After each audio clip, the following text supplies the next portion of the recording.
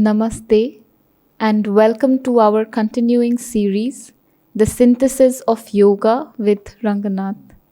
We are in chapter 4, The Systems of Yoga, page number 38, and we begin explaining the paragraph, but this exclusive consummation.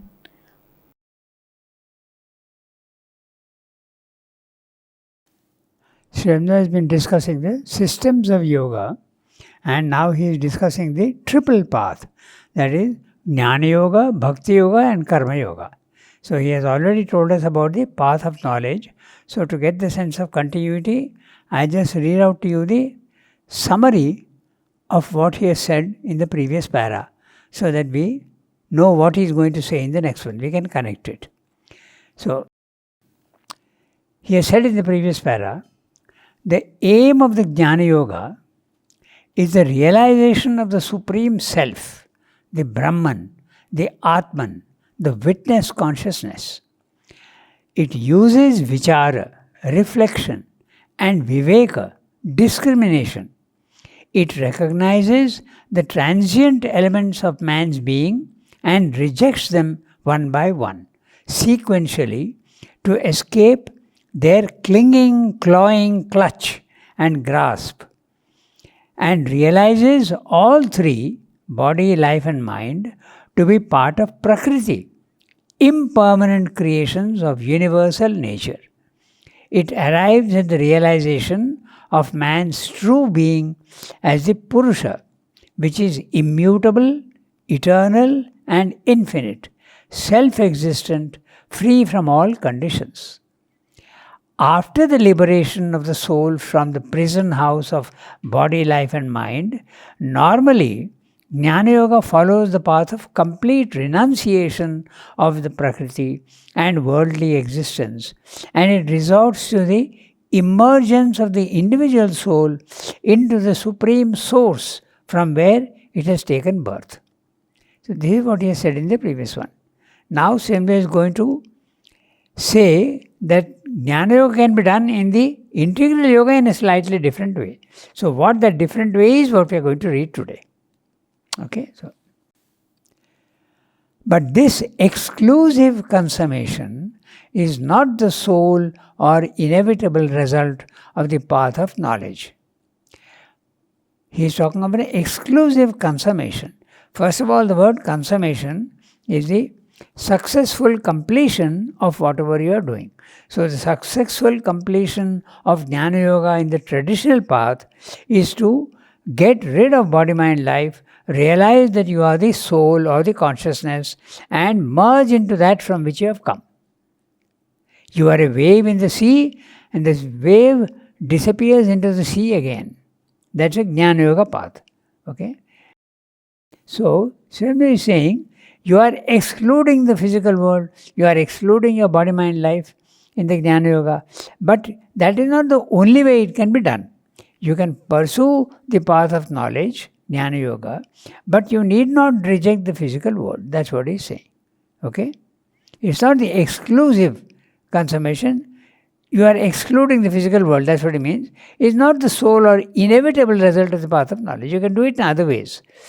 For followed more largely and with a less individual aim, the method of knowledge may lead to an active conquest of the cosmic existence for the divine, no less than to a transcendence. So, God usually takes three poises. He takes a transcendent, that is, before he creates the universe, he only exists. So he is outside the universe. Then he creates the cosmos and he is also there in the cosmos. So he can be transcendent, he can be there in the cosmos. Normally that's what you call pantheism. You see the divine in everything in the physical world. He also enters into each living creature. While living creature, he goes into each individual form also. Even in a stone or an atom, he is there. But if he is there in the stone, it is a potential divine consciousness. Potential. But it has to arise out of that. So, in animals, the potentiality starts becoming a reality. In human beings, it becomes much more of a reality. So he makes a distinction between soul and psychic being. The soul is the potential divine presence in you, but the psychic being is that fully developed and it is conscious of itself. The soul is normally not conscious of itself.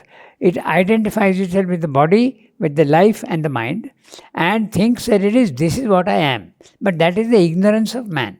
So in the Jnana Yoga, you get rid of your ignorance, realize that you are not the body, mind, life, and you are pure consciousness, and you disappear into the infinite sea of consciousness. Sri Aurobindo is saying it need not be like that. In other words, you can not reject the physical world, but become master of the physical world. Okay? The method of knowledge may lead to an active conquest of the cosmic existence for the divine. You are not doing it for yourself, you are doing it for the divine. No less than to a transcendence. So, we spoke about the transcendence. The traditional Jnana Yoga wants to go to the transcendence. In Sri Aurobindo's yoga, you don't want to necessarily go to the transcendence, you want to realize the transcendent, but bring down all that power and glory and light and consciousness down into the physical world, and for you individually, the physical world is your body, your life and your mind. If you can do that at an individual level, it has an effect in the physical world also. So, Sri Aurobindo is wanting individual consummation, but he also wants a collective consummation. That we'll come to later on. So, in integral yoga, you can pursue the path of knowledge, but you need not give up the physical world. You need not reject your body, mind, life. You may go about trying to perfect your body, perfect your vital and your mind.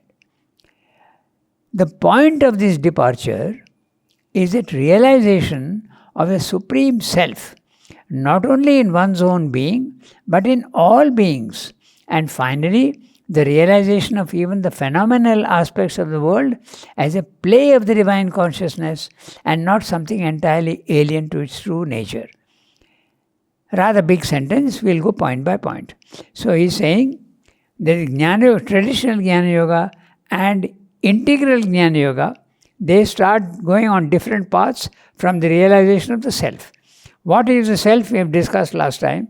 It's a consciousness which is absolutely static, silent, witness, and real. You are in that consciousness which is real. You are realizing the oneness of things. You realize you are not your body, mind, life. You are pure consciousness, and you also normally reject the physical world as unreal. This is the traditional path. But in Sri Aurobindo's yoga, you don't reject the physical world. You get a consciousness of the cosmos, the cosmic consciousness. In the Life Divine, Sri Aurobindo explains that when you make your mind silent, or even if you don't make your mind silent, but rise to the self, okay, which is level 2, the spiritual planes of consciousness, there are two possibilities. One, you see the physical world as unreal, as an illusion, and only pictures, they are only representations, and you reject it as of no use at all to me. But if you are in a cosmic consciousness, you feel yourself to be one with everybody, and you don't reject the physical world because you are one with everybody. So I'll read out that phrase. Then the point of this departure is the realization of the Supreme Self. Not only in one's own being, you realize that you are not the body, mind, life, you are pure consciousness.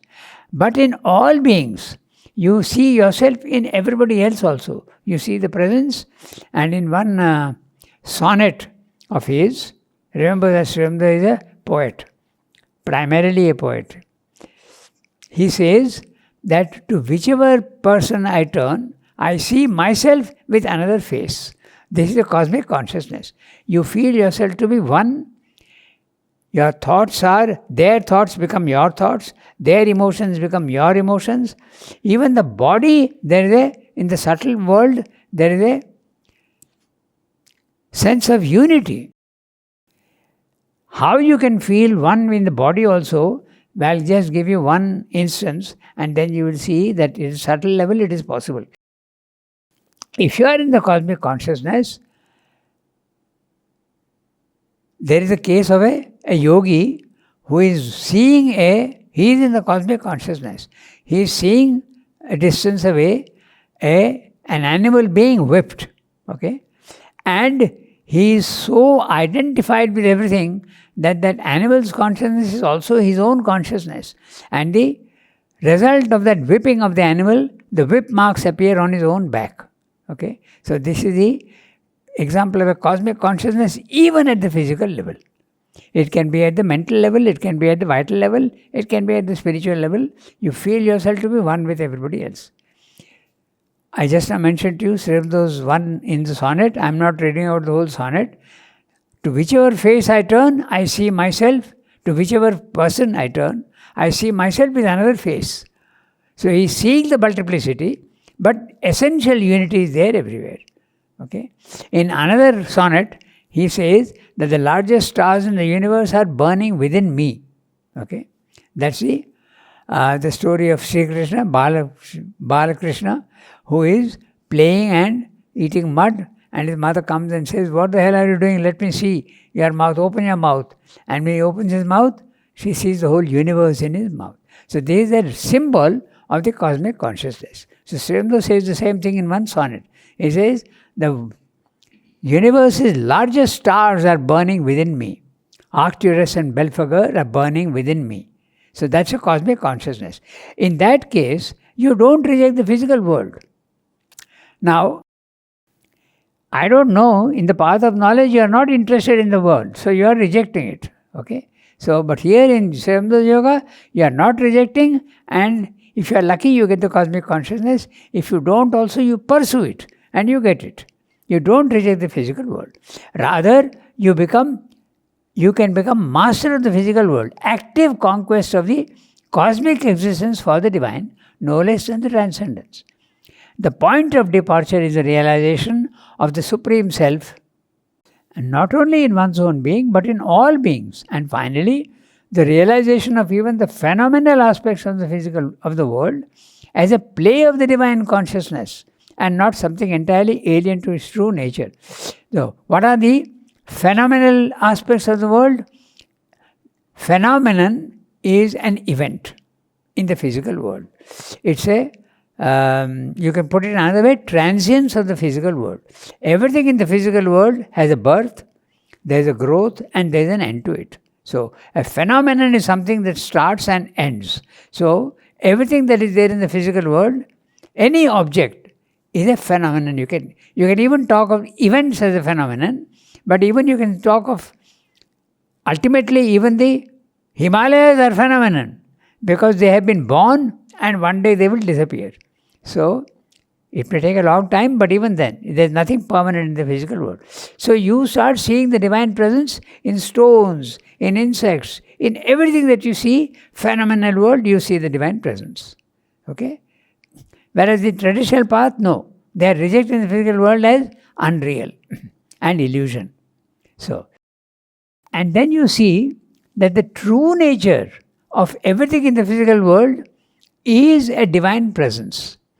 There is a form which is born and which disappears, but behind that transient form, there is the divine presence which you see. That's what Sri Aurobindo is saying.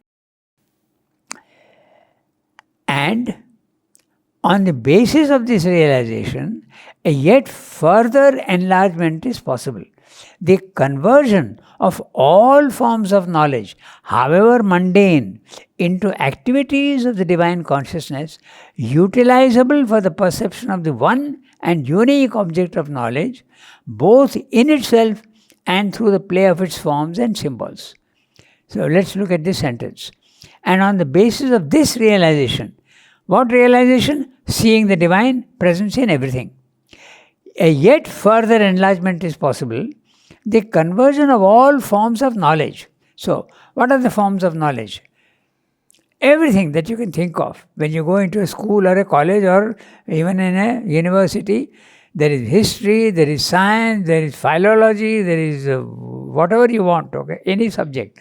All these are forms of knowledge. So, whether it be biology or whether it be engineering or whatever, all these things can be made part of the spiritual life. Whereas in the path of knowledge, you are rejecting the physical world. All these are transient and have no use at all. They have no use. So, Srimdo is saying, it may be true from your angle, but you can make, even if you are a doctor, your medicine and your practice can become part of your spiritual life. Like, is there a knowledge beyond form? Pardon? Is there a knowledge beyond form, since we are talking That's about... a spiritual knowledge. That's a spiritual knowledge. There is Paravidya and Aparavidya. The lower knowledge is you are using your senses and your mind. The higher knowledge, you cannot use your senses. You are using either subtle senses you are using, or you are using the intuition, or you are using the instrument of identification. That's the higher knowledge. And can you give example of that? Any spiritual knowledge that you have, okay, you go. Scientific knowledge is very clear. Yes. Okay. Other knowledge also is my history or biology or anything. All these are all lower knowledge. They are limited to the objects in the physical world. So can we say occultism would be... Occultism formless is a knowledge? form of higher knowledge. Okay, form of higher knowledge. Certainly. Okay. It's a form of higher knowledge. Perhaps it's very much on the borderline. Yes. But it is knowledge. Okay. But when you can see others' thoughts, Yes. when you can see the whole cosmos, Yes. when you can Yes. see your identity with everybody else, these are all the spiritual knowledge. Okay. So Srimdo is saying now, you don't need to stop your normal activity in the physical world. If you are a doctor, you are an engineer, whatever you are, you can always make your activity part of your spiritual life. How? By offering it to the divine. And if you are a doctor, you try to see the patient also as essentially a divine, and you are treating the divine. If you are a anything else, if you are an artist also, you do it for the divine. Self-consecration. That will be another chapter, the next chapter. So that we will see. And on the basis of this realization, a yet further enlargement is possible. The conversion of all forms of knowledge, however mundane, however physical, however they are related to the physical world, into activities of the divine consciousness, utilizable for the perception of the one and unique object of knowledge. Which is the last object of knowledge? Obviously, the divine, God. So that's what he's saying. The one and unique object of knowledge. Object also he has put an O O cap. capital, which makes the difference. Okay, so the divine is the last object of knowledge, both in itself and through the play of its forms and symbols. What does he mean by that? Both in itself means the transcendent. That means you see the divine without the universe. You see in himself, in itself. Okay? And through the play of the forms of the symbols of the form, in the physical world also you see the divine in all objects, or all creatures, or all animals, or all human beings. You see the divine. That is the second one. Through the play of its forms and symbols. In fact, what he is implying, that all the forms are symbols of the divine, and it's a play of the divine. He is playing and creating all sorts of things. Even in the crudest elements. Even in the crudest elements, or like even in the crudest Oh, the yes, things we crudest. associate. Yes, Yeah. absolutely. Because we often, don't see the divine play in all of that, but even That's in right. that the play is Yeah. there. So, this is the Advaita philosophy. He is basing himself on the Advaita philosophy. There is nothing but the divine everywhere. Okay? And this is something that many other religions don't have. Whereas in the Indian Advaita philosophy, everything, however crude, however however imperfect, whatever is there in the physical, you can think of the worst, it is still the divine. It's just not in its complete form. It's It's in its lower forms. Yes, that's right. A stone is also the divine, okay? But a stone is clean. Even the most unclean thing also is the divine. And we have to be living in that consciousness to be able to Yeah, see that. we have to see that. If you don't see that, then it's not possible. And on the basis of the, I'll just mention one thing of to see the divine everywhere and not make a distinction, and to develop also samatha. We are in the physical world, we are repulsed by ugly things and we are attracted to beautiful things. But this is seeing the dualities in the physical world. You are rejecting that which is ugly to you, but then that's part of the divine. So you must realize that you should not be rejecting, you should not be repulsed by anything. So Ramakrishna used to teach himself this by doing something very interesting. Two things he used to do. He used to take mud in his hand in one side, and he used to take a few coins in his other hand, and he used to say, Taka, Mati, Mati, Taka. Mati is Mud. Yeah, Mati is, Soil. Yeah, okay. Mud, if you Yeah. want. And on the other hand, he's got a few Coins. money. So, what is the difference? There is no difference. And he used to throw them both into the into the Howrah river. Okay, the Ganges. Not Howrah, what is it called? The Hubli River. Huh? Hubli River? Hooghly Hooghly is the River. That's right. Howrah is the bridge. Okay, so this is one thing he used to do. And he used to do something else which you may feel a little repulsive, but that's precisely the point when I say even the worst thing is the divine. He used to take Chandan in one hand. Chandan is supposed to be a element for beautification in our Indian culture. And he used to take excreta in the other hand. Okay? And he says, what is the difference? So he used to put it on his body, just to teach himself not to be repulsed by anything, and also to understand that everything is the divine. Now, this also is an important point in Tantra, because Tantra also does that. Okay, they do the worst possible things which you will disapprove of, but the discipline is meant to make you realize that you should be repulsed by nothing at all. That is why they indulge in all sorts of things without being attached. Okay, they indulge in everything that you normally say you should not do. Okay, you drink wine, and that also they do wine not from a glass or something, from a skull. So yeah, and then they even eat human flesh if possible. Purposely they do all these things to teach themselves not to be repulsed by anything. So this is Tantra. And Sri Aurobindo says it's a very, very powerful system.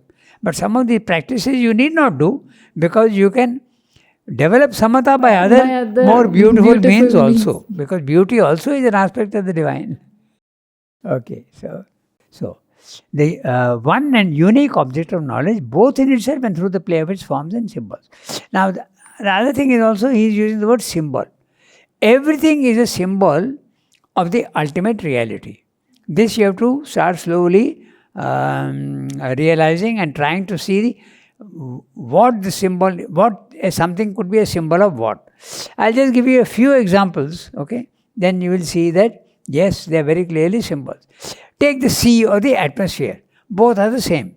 At the lowest level, there is density of air, and as you keep going higher and higher, it becomes more, air becomes rarer and rarer, and therefore subtler and subtler and less dense. This also is the truth of consciousness. When you rise higher and higher, the substance itself starts becoming very, very subtle. Okay? And at the highest level, you can even float. You are free.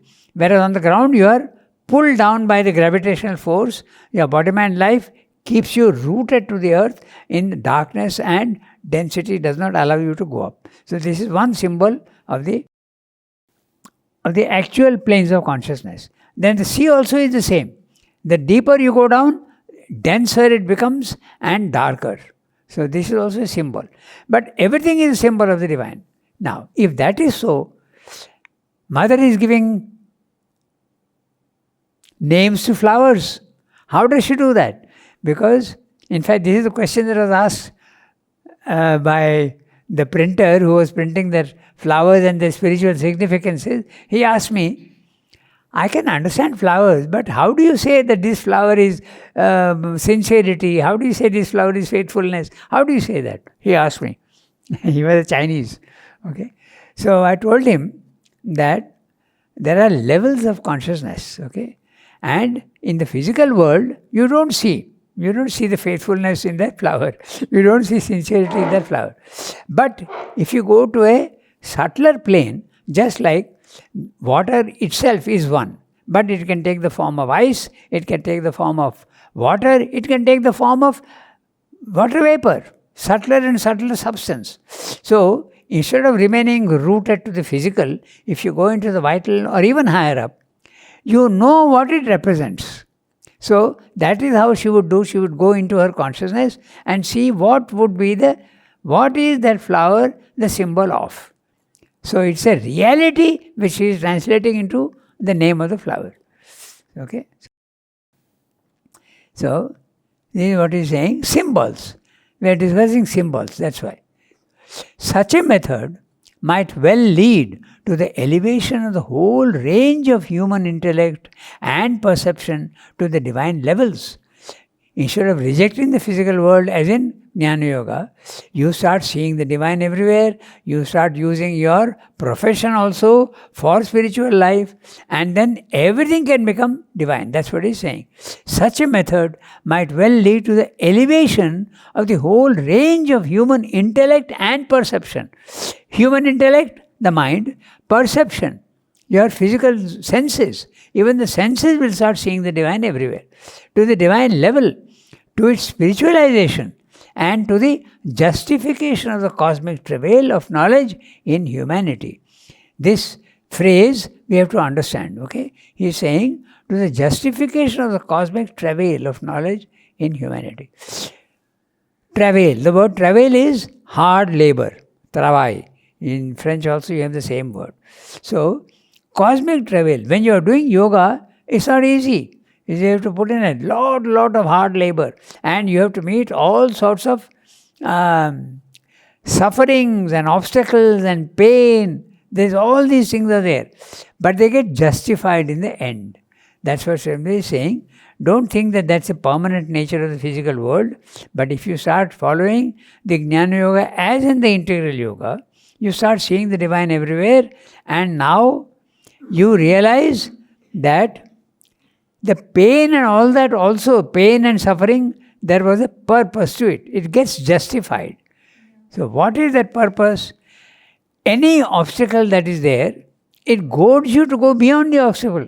So pain and suffering also are things which you push you towards progress. So it gets justified. That's what he's saying. The path of devotion. So Sri has dealt with traditional Jnana Yoga, and says that they are not interested in the physical world, they realize who they are and they go back into the infinite from where they have come. Now he is discussing Bhakti Yoga. Next he will discuss Karma Yoga after 2 paragraphs.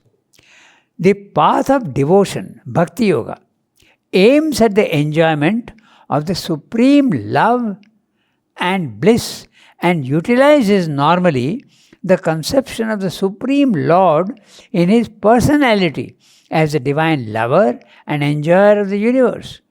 The world is then realized as a play of the Lord, with our human life as its final stage, pursued through the different phases of self-concealment and self-revelation. The principle of Bhakti Yoga is to realize all the normal relations of human life into which emotion enters and apply them no longer to transient worldly relations, but to the joy of the all-loving, the all-beautiful, and the all-blissful.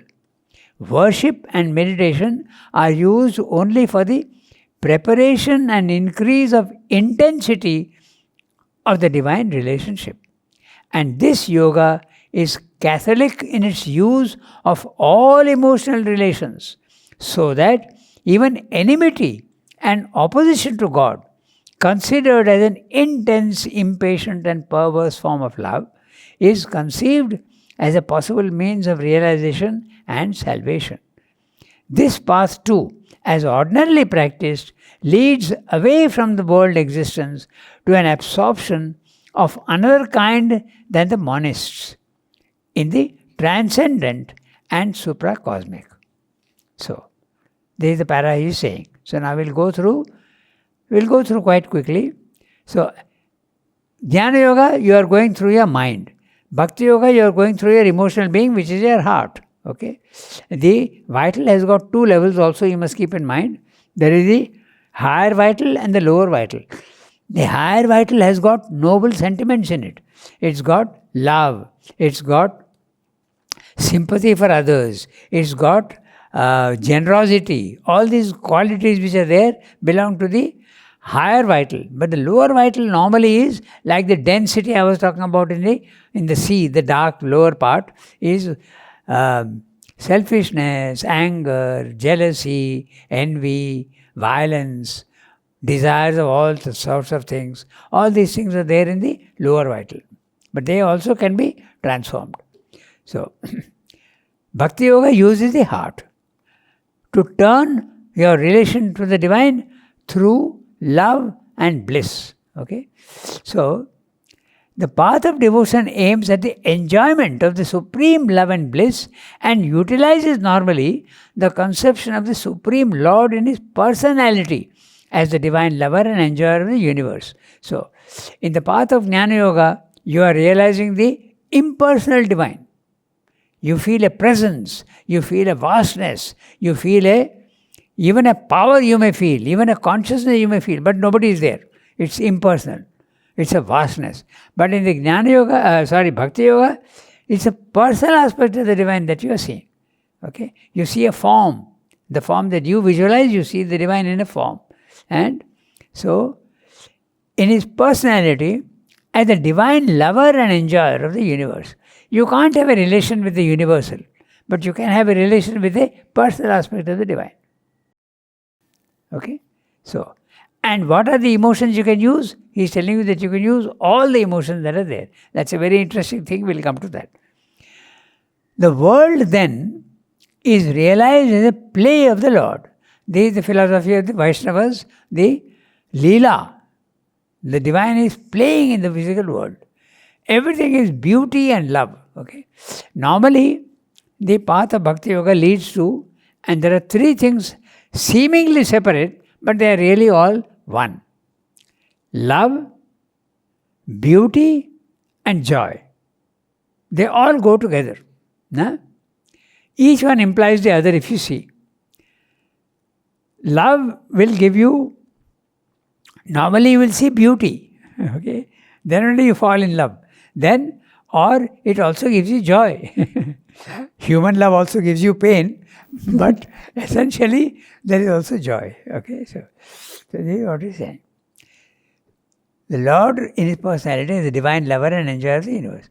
The world is then realized as a play of the Lord, with our human life as its final stage, and pursued through the different phases of self-concealment and self-revelation. This is a very well-known thing that when you are, it's the same with the Jnana Yoga also. Sometimes you have an the divine presence is there, sometimes He is not there. Viraha, that's why when He is not there, you suffer the pangs of the absence of the lover. Okay? So this is the self-concealment and self-revelation.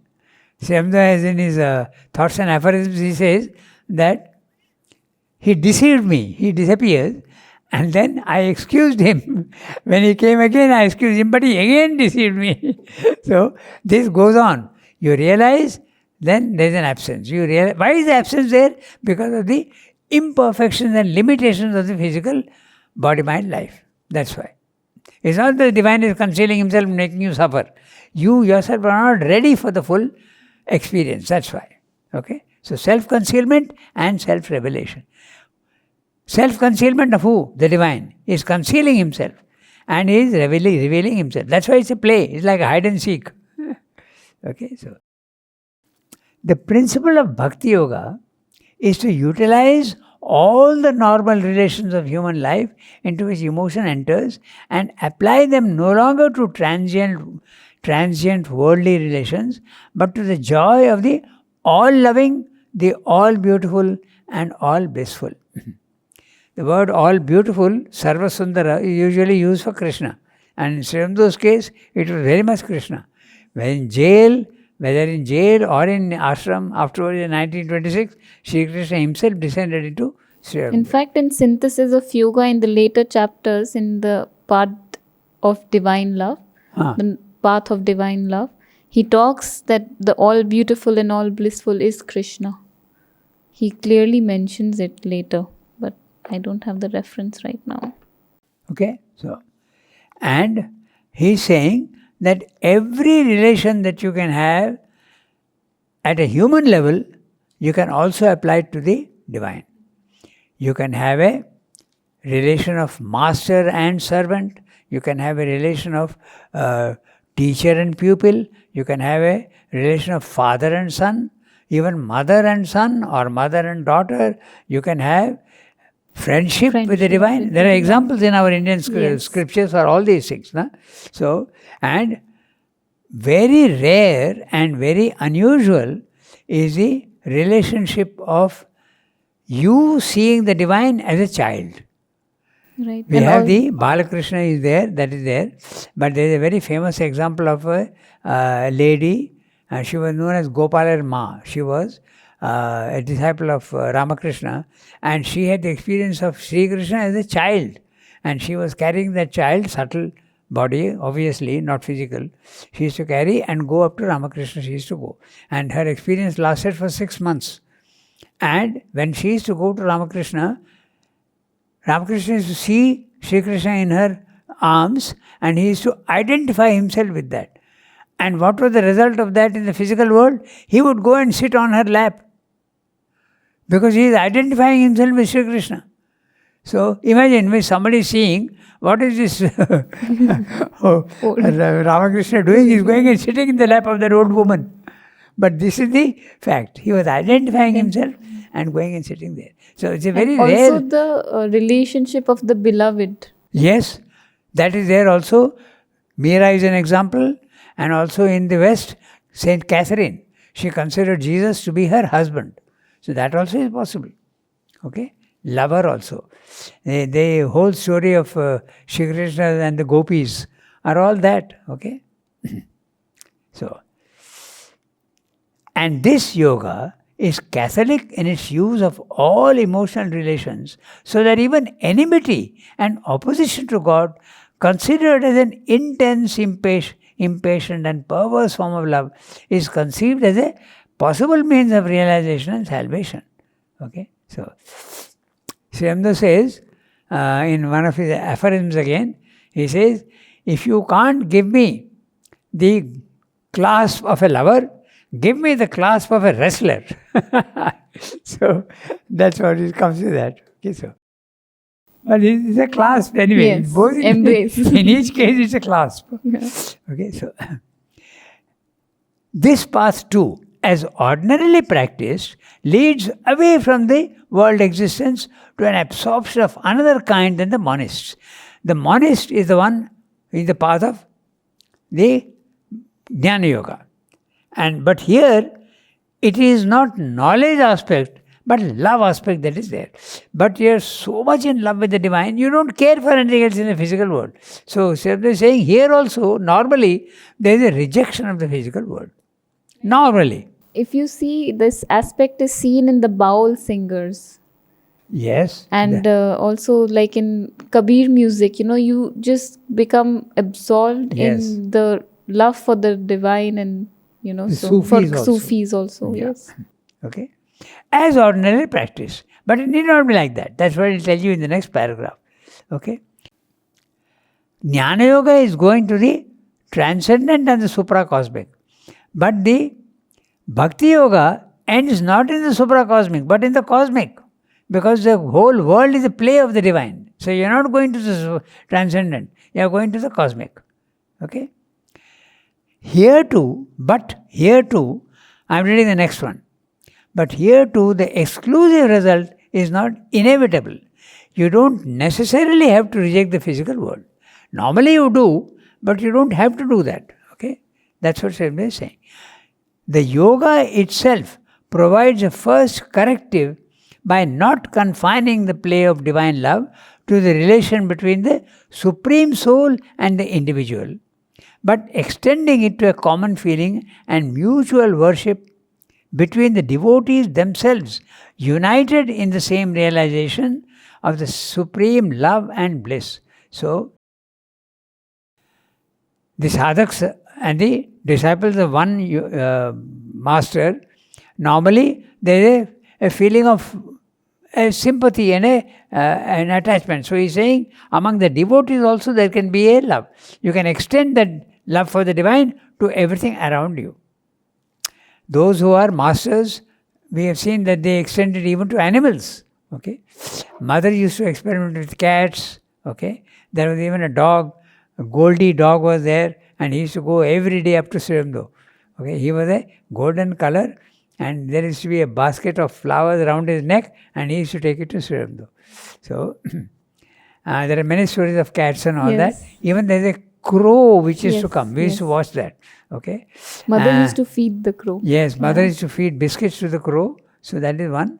There's a relation of Raman Maharshi also with animals. Okay, in his case it was cows and monkeys and squirrels and even birds. All this is there. And the famous case of Saint Francis of Assisi is there.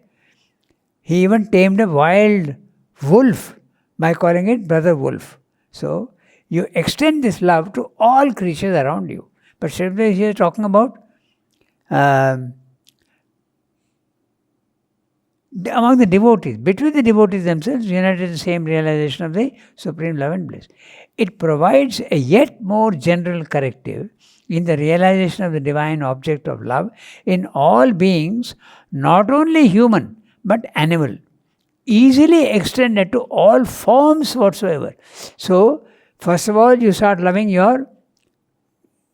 the disciples who are there along with you for one master, then you transfer that to animals and even to objects. That's what he's saying. Okay? So finally, you start seeing the divine presence everywhere. And that's the reason why we have a saying in the ashram, Mother had said, there is a notice which is put up everywhere in departments. Not to take care of material things is a sign of inconscience. So even physical things, you must take care of them as though there is a divine in it. Okay, and this is the truth of the Ayudh Puja in India. Okay, we worship instruments which you are using. You have to take care of them because there is a divine even in them. So those who are very materialistic will say, what nonsense, you are worshipping screwdrivers and hammers, but this is the truth. Okay, so there is the truth of it. So they say very clearly, easily extended to all forms whatsoever, even the most physical things. We can see how this larger application of the yoga of devotion may be so used as to lead to the elevation of the whole range of human emotion, sensation and aesthetic perception to the divine level. Not only emotion but sensation. Okay, your eyes and your ears, all your senses also will participate. And aesthetic perception to the divine level. Its spiritualization and the justification of the cosmic labor towards love and joy in our humanity. So here again he is telling you that even the path of love, there is pain. When the divine presence is not there, you suffer the pain, just as in human love. And then ultimately the cosmic labor of pain and suffering is justified. That's what he is saying. We stop here today. The next two paragraphs are on work. Karma Yoga, path of works. So Srila is taking each one and telling you that you need not pursue it in the traditional way, but you can use it in the integral yoga, you can use all and apply the principle in the integral yoga. So we stop here today.